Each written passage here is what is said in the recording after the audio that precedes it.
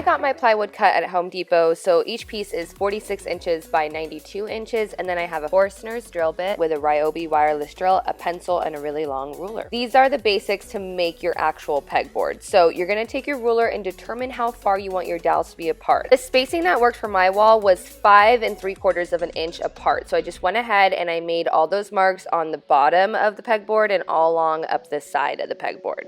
Where I made those little markings, I just went ahead and drew lines with my long ruler, connecting it to the top and the bottom of the pegboard and to the sides. So you're going to create a grid, essentially. Callie was quite confused on what I was doing, so I had to explain it to her a little bit, but I continued to make the lines going across the pegboard, and as you can see, that's where the grid is coming into place. Where the lines intersect are where the dowels can go, but I thought that was a little too close for me, so I skipped every other one and marked it with an X so I knew where to drill. These are the markings that your plywood should have, and now we're going to get ready to drill. You can definitely buy a drill guide, but I just made mine with some scrap wood and screws. So I drilled the longer side of 2 pieces together to kind of make a stand-up sleeve for the drill.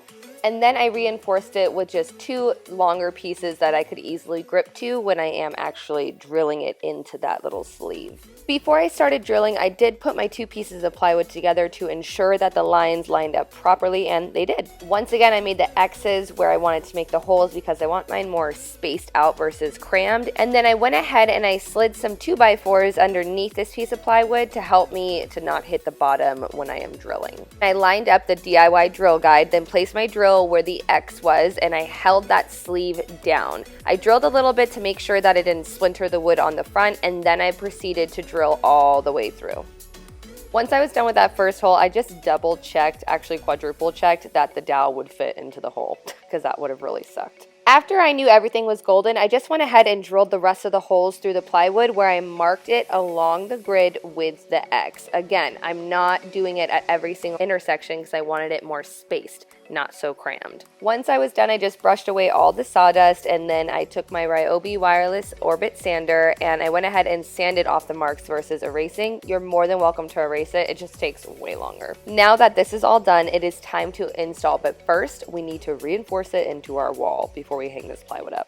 Since this was thicker and heavier wood, I wanted to install it within the studs of the wall. So I took my Ryobi stud finder and I went along that wall and marked where every stud was. I went ahead and grabbed my 2x4 and put it horizontally across where the markings for the studs were and drilled it into the studs. I also took my level in between to ensure that those 2x4s were completely straight.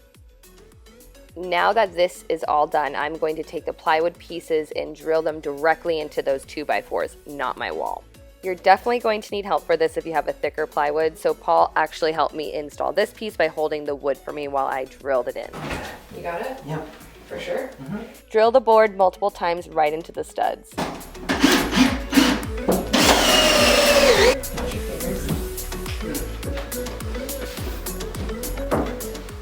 This was a great couples therapy exercise. Paul and I had to have a lot of patience with one another, but he held up the plywood while I made sure the 2 pieces were flush while I drilled. I added some wood putty to where the screws were to cover them up completely, and I let them dry overnight. And then I woke up to this beautiful masterpiece. I am so obsessed. Do not forget to sand off the excess putty and make it even, and look, you can barely notice. It's amazing. I took some skinnier pieces of wood for the shelving, marked where I wanted to cut it, and cut it with my Ryobi table saw.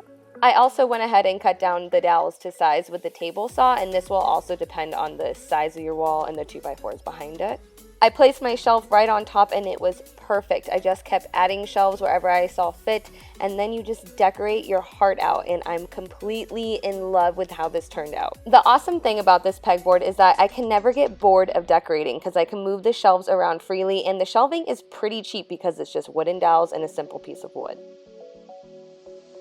Home Depot, I cannot thank you enough for partnering up with me to create this for my space and to just completely transform the room with one wall. Be sure to check out all of Home Depot's socials that are also linked in the description down below. There is just an endless amount of inspiration for projects of all levels. Like I say with every single DIY project, you guys, tailor it to your space, tailor it to your liking. You want to paint the wood, do it. You want to stain it, go for it. You want to accent the outside of the shelves, be my guest. But also, if you don't want to make it this big, you can make it way smaller, like almost like a frame size, and place it on your wall if you wanted to. It doesn't have to be the whole thing. I hope that you guys thoroughly enjoyed this whole office this transformation series that I got going on, especially this pegboard, because this is by far my favorite build I have ever done.